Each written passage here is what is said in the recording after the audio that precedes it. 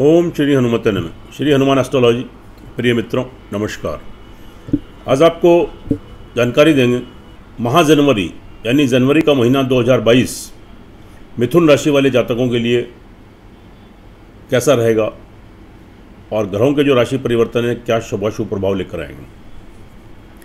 सर्वप्रथम आपको नव वर्ष की शुभकामनाएं और हनुमान जी से प्रे करूंगा आपके स्वस्थ और सुखी जीवन के लिए। आप तरक्की करें, उन्नति करें और वर्ष 2022 आपके लिए बहुत उन्नतिदायक सिद्ध हो। देखिए मित्रों, यह फलादेश चंद्र राशि के ऊपर आधारित है। अगर आपको अपनी चंद्र राशि नहीं मालूम है तो आप इसको अपने प्रचलित नाम से देख लीजिए। और साथ में अगर आप मेरे चैनल पर नए हैं तो इसको सब्सक्राइब करें। मेरी आपसे विनती है, बेल आइकन बटन दबाएं। वीडियो अच्छी लगे तो कमेंट्स बॉक्स में जाएं, लिखें जय श्री राम, जय श्री हनुमान।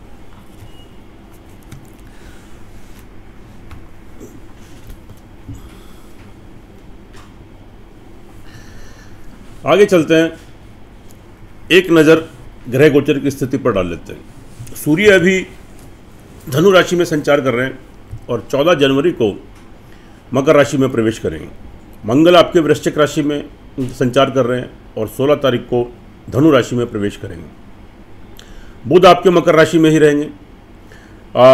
गुरु आपके कुंभ राशि में संचार कर रहे हैं और शुक्र आपके वक्री होकर धनु राशि में संचार कर रहे हैं और 29 तारीख को धनु राशि में ही मार्गी हो जाएंगे। शनि आपके मकर राशि में मार्गी होकर संचार कर रहे हैं और राहु आपके वृषभ राशि में, केतु आपके वृश्चिक राशि में। यह आपके ग्रह गोचर की स्थिति। आपको संपूर्ण जानकारी देंगे। आपका स्वास्थ्य, आपकी हेल्थ, आपका धन परिवार, फाइनेंस, धन की स्थिति, पारिवारिक स्थिति, भूमि मकान वाहन प्रॉपर्टी, घर का सुख, संतान सुख, एजुकेशन, विद्या, प्रेम संबंध, नौकरी, तरक्की, उन्नति, आपके शत्रु, ऋण और रोग की स्थिति, आपका दाम्पत्य जीवन, वैवाहिक जीवन, आपके प्रेम संबंध, बिजनेस, पार्टनरशिप, साझेदारी, तरक्की, उन्नति, विदेश यात्राएं, लंबी दूरी की यात्राएं, आपका कैरियर और लाभ की स्थिति कैसी रहेगी, इसकी आपको जानकारी देंगे। लेकिन पॉइंट टू पॉइंट आपसे बात करेंगे, आपका ज़्यादा समय व्यर्थ नहीं करेंगे। वीडियो पर अंत तक बने रहें। अंत में थोड़े से सूक्ष्म से छोटे छोटे उपाय आपको बताते हैं। वह उपाय अगर आप श्रद्धापूर्वक नियमित रूप से करते हैं तो निश्चित रूप से आपको ग्रहों के दुष्प्रभाव से मुक्ति मिलती है, आपको सुरक्षा प्रदान होती है। चलिए बात करते हैं मिथुन राशि। सबसे पहले स्वास्थ्य की दृष्टि से देखिए, मिथुन राशि के ऊपर अभी ये आप सभी जानते हैं कि आपके ऊपर शनि की अष्टम रैया चल रही है, तो थोड़े मिथुन राशि वाले जातक थोड़े डिस्टर्ब तो हैं। लेकिन यहाँ पर एक स्थिति जनवरी में अभी बन रही है कि जो आपके बुध हैं, जो आपके फर्स्ट हाउस के लॉर्ड हैं, यह आपके 8th हाउस में संचार कर रहे हैं और 8th हाउस में किसी ग्रह की स्थिति को शुभ नहीं माना जाता। तो यहाँ पर थोड़ा सा आपका शारीरिक और मानसिक संतुलन थोड़ा गड़बड़ाएगा। Irritation, frustration, confusion, mental stability में कमी, टेम्पर शॉर्ट, स्वभाव में चिड़चिड़ापन, डिसीजन लेने की पोजीशन नहीं, आपकी कार्य करने की शैली, कार्य करने की क्षमता, आपकी व्हील पावर, यहाँ पर बॉडी लैंग्वेज थोड़ी वीक हो जाएगी और थोड़ा आपको हेल्थ इश्यूज भी थोड़े क्रिएट हो सकते हैं, थोड़ा ध्यान दीजिए। तो मानसिक और शारीरिक संतुलन थोड़ा गड़बड़ा सकता है। थोड़ा धैर्य और संयम रखने की ज़रूरत है। अपनी सेहत, हेल्थ की तरफ ध्यान दें और थोड़ा सावधानियाँ बरतें। अंत में हम आपको थोड़े से उपाय बताएंगे, तो उपाय करने से आपको 80-90% तक सुरक्षा प्रदान होगी। उसके बाद बात कर लेते हैं आपकी फैमिली फाइनेंस की। फैमिली फाइनेंस की दृष्टि से थोड़ा आप किसी उत्तेजना से बचें, अपने क्रोध से बचें। परिवार में कोई पारिवारिक मतभेद, कोई डिफरेंसेस को उभर सकते हैं। किसी पैतृक संपत्ति का आपको नुकसान यहाँ पर हो सकता है और आपके जमा धन कोष जो बैंक बैलेंस है वहाँ की थोड़ी कमी आ सकती है। तो अपनी वाणी के ऊपर कंट्रोल करें और किसी भी क्रोध और उत्तेजना से बचें। ऐसी स्थिति उत्पन्न हो तो उसको टाल दें। धैर्य रखें, मौन रहें। 3rd हाउस की बात कर लेते हैं। थोड़ा निगेटिविटी, थोड़ा कॉन्फिडेंस में कमी, नकारात्मक विचार, नकारात्मकता, भविष्य को लेकर अनजाना डर, अनजाना भय, अज्ञात चिंता, इनसिक्योरिटी, ये आप फील करेंगे। लेकिन नकारात्मकता को अपने अंदर बिल्कुल मत आने दें, सकारात्मक सोच बनाए रखें, क्योंकि यह समय अस्थायी नहीं है। थोड़े समय के बाद फिर जब ग्रहों का राशि परिवर्तन होगा तो आपकी स्थिति आपके अनुकूल बनेगी। छोटी दूरी की यात्राएं करते हैं, वहाँ से थोड़ा नुकसान, सावधानी बरतें। छोटे भाई बहन, आपके मित्र वर्ग, आपके तो आपके वेल विशर हैं, प्रिय बंधु, मिलने जुलने वाले लोग, आपके पड़ोसी, उनसे संबंध खराब हो सकते हैं। आपके कर्मचारी जो नीचे आपके कार्य करते हैं, उनसे कोई धोखा, चीटिंग, कोई नुकसान या संबंध खराब होना, तो थोड़ा धैर्य, संयम रखें, इन संबंधों को खराब मत होने दें और थोड़े सतर्क रहें, थोड़ी सावधानी बरतें। भूमि, मकान, वाहन, प्रॉपर्टी को लेकर भी थोड़ी सी प्रॉब्लम है। जल्दबाजी में लिया गया कोई भी निर्णय आपको किसी परेशानी में डाल सकता है। आप किसी वाद विवाद की स्थिति में फंस सकते हैं, आपका पैसा फंस सकता है, अटक सकता है। आपकी माता जी की हेल्थ डिस्टर्ब हो सकती है, घर में अशांति का माहौल थोड़ा क्रिएट हो सकता है। तो अगर बहुत ज़रूरी बनता है किसी मकान में प्रवेश करना, या कोई वाहन घर में लाना, या कोई संपत्ति की खरीद फरोख्त करना, अगर कोई ज़रूरी बन जाता है तो बहुत सोच समझकर, धैर्य रखते हुए, सामने वाले के ऊपर संपूर्ण विश्वास करते हुए शुभ तिथि और शुभ मुहूर्त में इस कार्यों को करें, वरना कुछ समय के लिए टाल दें, नहीं तो स्थिति आपके प्रतिकूल हो सकती है। संतान पक्ष की दृष्टि से स्थिति आपके यहाँ पर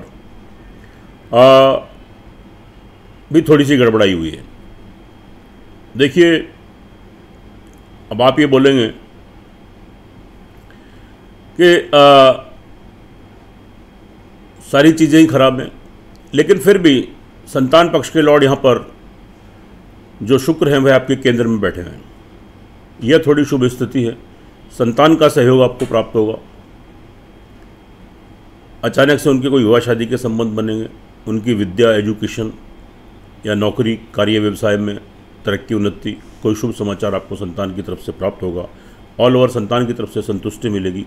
यह एक अच्छी स्थिति है। विद्यार्थी वर्ग के लिए भी अच्छी स्थिति है। कोई कोर्स करना है, कोई एडमिशन लेना है, डिग्री, मास्टर डिग्री करनी है, प्रयासरत थे, प्रयास और अब तक सफलता नहीं मिल रही थी, अब निश्चित रूप से आप प्रयास करेंगे, उसमें सफलता मिलेगी, आप सक्सेस गेन करेंगे, एकाग्र होकर पढ़ाई कर पाएंगे और आगामी उसके शुभ परिणाम भी आपको प्राप्त होंगे। नौकरी में तरक्की, उन्नति के अवसर प्राप्त होंगे। 16 तारीख तक स्थिति आपके अनुकूल है। 16 तारीख के बाद स्थिति थोड़ी प्रतिकूल हो सकती है। नई नौकरी लगने का अवसर है 16 तारीख तक। नौकरी में तरक्की, उन्नति, शत्रुओं से छुटकारा, ऋण रोग की स्थिति से थोड़ा बाहर आएंगे, राहत मिलेगी। अगर कोई ऋण की स्थिति, कर्जे की स्थिति है या कोई रोग की बीमारी की स्थिति है, थोड़े उससे बाहर आएंगे। लेकिन 16 तारीख के बाद थोड़ा संभल कर रहें। कोई शत्रु आपको परेशान कर सकता है। थोड़ा परिश्रम, मेहनत, प्रयत्न यहाँ पर आपको अधिक करने पड़ेंगे, संघर्ष अधिक करना पड़ेगा। कोई शत्रु परेशान कर सकता है। किसी के ऊपर अंधविश्वास मत करें, ब्लाइंड फेथ मत करें, नहीं तो आपके साथ धोखा हो सकता है। 16 तारीख के बाद फिर कोई कर्जे की या कोई बीमारी की स्थिति भी उत्पन्न हो सकती है। थोड़ा ध्यान देने की ज़रूरत है, कुछ उपाय करने की ज़रूरत है, ये हम आपको अंत में बताएंगे। उसके बाद दाम्पत्य जीवन की बात कर लेते हैं। यहाँ स्थिति आपके अनुकूल है, आपके पक्ष में रहेगी। यहाँ के लॉर्ड देवगुरु बृहस्पति आपके भाग्य स्थान में तो मिड तक तो स्थिति थोड़ी सी आपकी गड़बड़ाएगी, लेकिन उसके बाद स्थिति आपके अनुकूल बनेगी। पति पत्नी एक दूसरे का लाभ, सहयोग मिलेगा। अगर आप विवाहित हैं, एक दूसरे की हेल्थ डिस्टर्ब थी जिससे आप परेशान थे, तो उसमें सुधार होगा।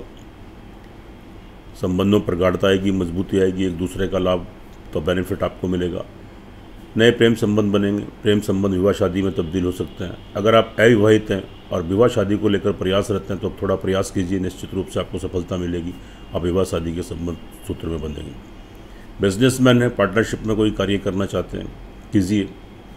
मिड के बाद 14 तारीख के बाद स्थिति आपके अनुकूल बनेगी और यहाँ पर आपको बिजनेस, साझेदारी का आपको लाभ मिलेगा। तरक्की, उन्नति के अवसर प्राप्त होंगे। लेकिन थोड़ा हेल्थ के प्रति ध्यान दीजिए। चोट, फिट, एक्सीडेंट, कोई गुप्त चिंता या कोई गुप्त रोग यहाँ पर आपको सता सकते हैं। हॉस्पिटलाइज होना, कोई बड़े पैसे का नुकसान, कोई दिक्कत यहाँ पर क्रिएट हो सकती है। थोड़ा तरक्की, उन्नति में थोड़ी बाधाएं तो आएंगी, लेकिन देवगुरु बृहस्पति वहाँ पर उसको मैनेज भी कर देंगे, बैलेंस भी कर देंगे। यहाँ थोड़ा प्रयत्न, थोड़ा पुरुषार्थ, थोड़ी मेहनत आपको अधिक करनी पड़ेगी मिथुन राशि वाले जातकों को। तो थोड़ा प्रयत्न, पुरुषार्थ करेंगे तो निश्चित रूप से सफलता मिलेगी। लेकिन अपने पिता के हेल्थ का ध्यान रखिए।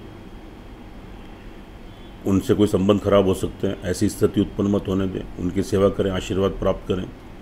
लंबी दूरी की यात्राओं में संभवतः या विदेशों की यात्राओं में थोड़े व्यवधान, थोड़ी परेशानियां देखने को मिल सकती हैं,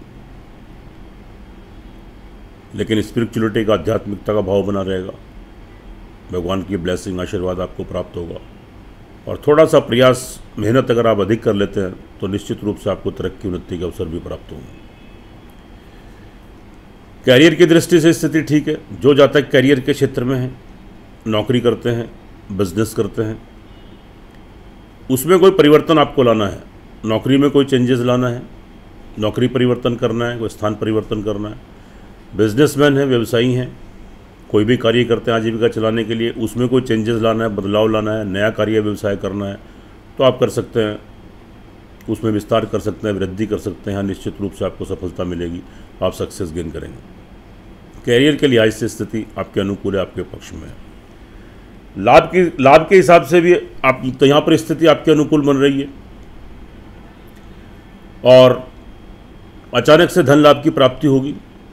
16 तारीख तक स्थिति आपके अनुकूल है। सोर्स ऑफ इनकम आपका बढ़ेगा।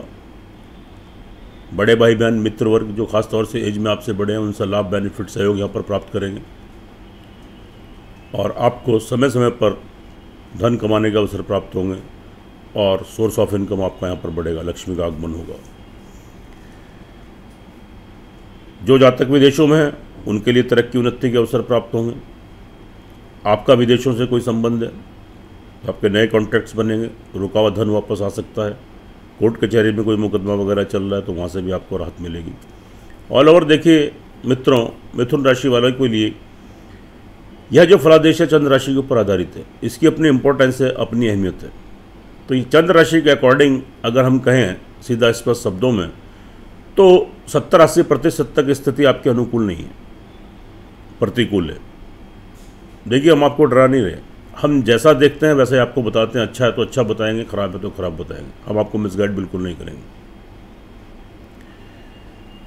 और ये फलादेश चंद्र राशि पर है, इसकी अपने महत्व, अपनी इंपॉर्टेंस है। लेकिन एक खास बात यह है कि जो आपकी जन्म कुंडली होती है, लगन कुंडली, उसका सर्वाधिक महत्व होता है, मेन इंपॉर्टेंस होती है, वह आपकी ज़िंदगी का आधार होता है। अगर मिथुन राशि वाले जातकों की जन्म कुंडली में किसी भी ग्रह की दशा, अंतर दशा आपके पक्ष में चल रही है, आपके अनुकूल चल रही है, तो ये जो दुष्प्रभाव हैं जो हमने आपको बताए हैं, जो आपको ग्रहों से मिलने वाले हैं, इनमें बहुत कमी आ जाएगी, और आपको फिर 70-80% तक बिल्कुल इसके उलट शुभ परिणाम प्राप्त होंगे, अशुभ फलों से आप बच जाएंगे। और अगर मिथुन राशि वाले जातकों की कुंडली के अंदर, जन्म कुंडली के अंदर किसी ग्रह की दशांतर दशा आपके पक्ष में नहीं चल रही है, आपके प्रतिकूल है, तो थोड़ा कठिनाई और परेशानियों का सामना आपको जरूर करना पड़ेगा, यह आप निश्चित मानिए। और थोड़ी सावधानी बरतनी है आपको, थोड़ा धैर्य, संयम रखना है, और थोड़े उपाय करने हैं। एक बार अपनी जन्म कुंडली का विश्लेषण जरूर करा लें। जब दोनों चीज़ें टैली होती हैं तो 100% परिणाम देखने को मिलते हैं, उससे आप लाभ गेन करते हैं, आपका मार्गदर्शन होता है। छोटे छोटे उपाय करने से आप ग्रहों को दुष्प्रभाव से बचते हैं। तो मिथुन राशि वालों के लिए बहुत ज़रूरी उपाय बनते हैं। क्या कीजिए? ओम गंग गणपते नमः 108 टाइम्स इस मंत्र का जाप कीजिए। ओम शंख शनिश्चराय नमः 108 टाइम्स इस मंत्र का जाप कीजिए। और साथ में उसके बाद श्रद्धापूर्वक एक हनुमान चालीसा का पाठ कीजिए। हनुमान चालीसा का पाठ करने के बाद एक संकट मोचन हनुमान अष्टक बहुत इंपॉर्टेंट है, बहुत महत्वपूर्ण है, आप इसको कीजिए। अगर ये दो पाठ करते हैं श्रद्धापूर्वक, तो निश्चित रूप से आप ग्रहों को दुष्प्रभाव से आपको सुरक्षा प्रदान होगी। 70-80% तक आपको प्रोटेक्शन मिलेगा। मंगलवार को हनुमान जी के नाम का प्रसाद चढ़ाएं। घर में गुड़ से बना कोई नैवेद्य घर में ही चढ़ा सकते हैं हनुमान जी की मूर्ति, फोटो को आगे। मंगलवार को प्योरिटी शुद्धता से रहें, शनिवार को प्योरिटी शुद्धता से रहें।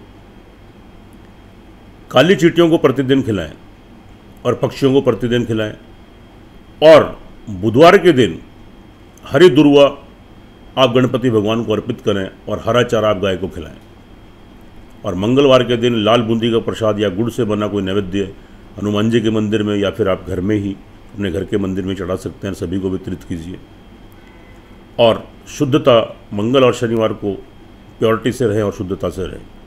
तो अगर आप श्रद्धापूर्वक नियम से यह 10-12 मिनट का प्रतिदिन उपाय करते हैं जो हमने आपको बताया है, ओम गंग गणपते नमः, ओम शंख शनिश्चराय नमः, श्री हनुमान चालीसा का पाठ और संकट मोचन हनुमान अष्टक और हनुमान जी की आरती प्रतिदिन कीजिए। मंगलवार को हनुमान जी का प्रसाद चढ़ाइए और काली चींटियों को खिलाइए, पक्षियों को खिलाइए।